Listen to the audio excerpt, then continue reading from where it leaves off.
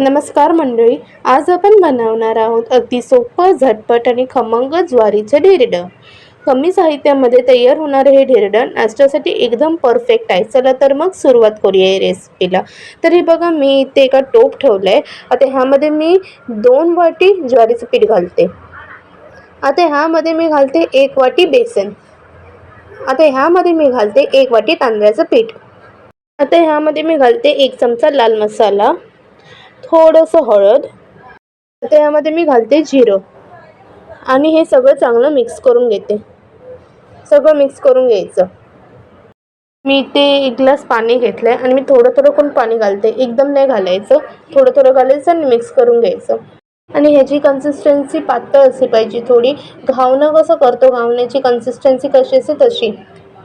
हे बघा, हे 1 ग्लास पूर्ण मला लागलं आणि चांगलं मिक्स करून घ्यायचं. आता मी अजून 1 ग्लास पाणी घेतले, कारण मला सुकं सुकं वाटतंय बघा. आता मी अजून पाणी घालते. हे बघा, चांगलं बॅटर रेडी झालं आहे. तर मला 2 ग्लास पाणी लागलं ते बॅटर असं व्हायला. आता ह्यामध्ये मी घालते बारीक चिरलेला कांदा आणि बारीक चिरलेली कोथिंबीर पण घालते आणि चांगलं मिक्स करून घेते. आता ह्यामध्ये मी चवीनुसार मीठ घालते आणि मिक्स करून घेते. हे बघा, आपलं हे तयार झालं बॅटर. आता मी भाजायला घेते. ते बघा, मी ते भिडं ठेवले मीडियम फ्लेमवरती.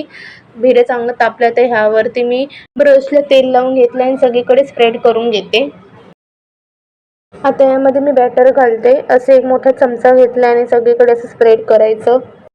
तुम्ही हे धिरडं चटण्यांसोबतही खाऊ शकता, छान लागेल एकदम. आणि थोडा वेळ असंच ठेवायचं. हे बघा, आता मी टर्न करते भाजलेत म्हणून. हे बघा, मस्त एकदम क्रिस्पी कुरकुरीत दिसण्यात. हे धिरडं तुम्हाला नक्की आवडेल. तुम्ही नक्की खावा. एकदम हेल्दी आहे, पौष्टिक आहे.